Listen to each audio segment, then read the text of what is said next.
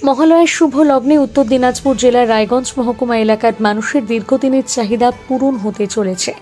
রাধিকাপুর দিল্লি নতুন ট্রেন পরিষেবার সূচনার মধ্য দিয়ে ইতিমধ্যে নতুন ট্রেন রায়গঞ্জ স্টেশনে এসে পৌঁছেছে। রাধিকাপুর দিল্লিগামী নতুন ট্রেন দুপুর 12টা 30 মিনিটে কালিয়াগঞ্জের সীমান্তবর্তী রাধিকাপুর রেল স্টেশনে ভার্চুয়ালভাবে কলকাতার সবুজ পতাকা দেখিয়ে আনন্দবিহার এক্সপ্রেস যাত্রার আনুষ্ঠানিক সূচনা করবেন রেলমন্ত্রী অশ্বিনী বৈষ্ণব। উপস্থিত থাকবেন রায়গঞ্জের সাংসদ কার্তিক পাল, উত্তর পূর্ব সীমান্ত রেলের উচ্চপদস্থ রেল আধিকারিক সহ বিশিষ্টজনেরা। এই অনুষ্ঠানে উপস্থিত থাকবেন। প্রাথমিকভাবে জানা যাচ্ছে, লোকসভা নির্বাচন বিজ্ঞপ্তি প্রকাশের আগের দিন 15ই মার্চ রেল বোর্ডের তরফে রাধিকাপুর আনন্দবিহার সাপ্তাহিক নতুন ট্রেন পরিষেবা চালুর যে নির্দেশিকা জারি করা হয়েছিল, সেই নতুন ট্রেন পরিষেবাই চালু হচ্ছে মহালয়ার পূর্ণ লগ্নে। রায়গঞ্জবাসীর দীর্ঘদিনের চাহিদা রাধিকাপুর দিল্লির ট্রেন, যে ট্রেনটা অনুমোদন হলেও সেটা চালু ছিল না।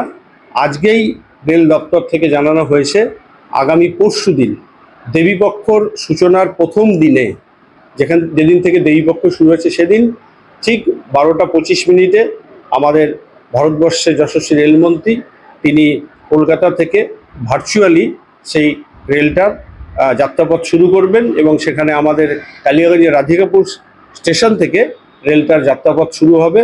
এবং আমাদের যে একটা চাহিদা, দীর্ঘদিনের দাবি এই জেলার, সেই দাবি পূরণ হলো। তার জন্য আমি আমাদের যশস্বী প্রধানমন্ত্রী নরেন্দ্র মোদীজি এবং আমাদের রেলমন্ত্রী মাননীয় আমাদের অশ্বিনী বৈষ্ণবজিকে আমি নমস্কার ধন্যবাদ জানাই।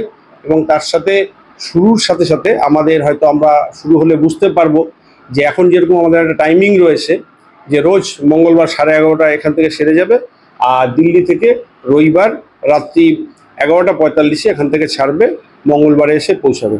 এই ট্রেনটা চালু হওয়ার পরে আপাতত একটা সাপ্তাহিক রয়েছে।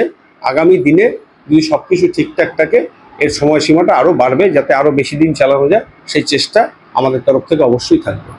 নাগরিক হিসাবে প্রাথমিক অবস্থায় হোক আর শেষ অবস্থায় হোক আমি খুশি হব, কিন্তু যেটা বুঝতেছি যে আমরা তো বরাবরই বঞ্চিত উত্তরবঙ্গ, স্পেশালি অন্যান্য বঞ্চনার থেকে বেশি বঞ্চনা হচ্ছে আমাদের যোগাযোগ ব্যবস্থা, মানে রেল যোগাযোগ।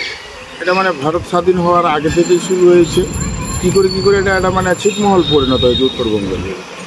তো সেই ক্ষেত্রে একটা হঠাৎ করে তো মেইন রুটগুলো পাওয়া মুশকিল হচ্ছে মনে হয়। যারা ইঞ্জিনিয়ার, যারা টেকনিশিয়ান, যারা কন্ট্রোলার এবং সর্বোপরি আমাদের স্থানীয় সাংসদ নিশ্চয়ই চেষ্টা করছেন বেটার রুট মানে পাওয়ার। কিন্তু আপাতত যেটা হয়েছে তার জন্য আমি সবাইকে ধন্যবাদ জানাবো, ইনক্লুডিং আমাদের সাংসদ। তো বন্ধটা হয়েছিল মোস্ট প্রবাবলি করোনা কালে বন্ধ হয়েছিল, কিন্তু আগের ট্রেনটা মনে হয় নির্দিষ্ট কোনো নাম্বার ছিল না, লিঙ্ক এক্সপ্রেস ছিল। আচ্ছা, সীমাঞ্চল এক্সপ্রেসের সঙ্গে মনে হয় ওটার লিঙ্ক ছিল, সেই জন্য এটা ডেইলি যাওয়ার সম্ভাবনা ছিল।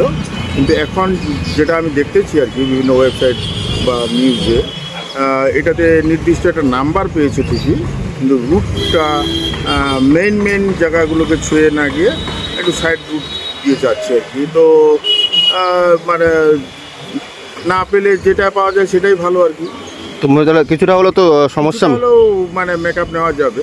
মানে এখান থেকে তো প্রচুর লোক দিল্লি কাজে বা চিকিৎসা ক্ষেত্রে যায়, বা একটা জিনিস, একটা বৃক্ষ পরিণত হলে সে নিশ্চয়ই কাজে দিবে, তার ফুল ফল একসময় আমরা পাবোই। হ্যাঁ।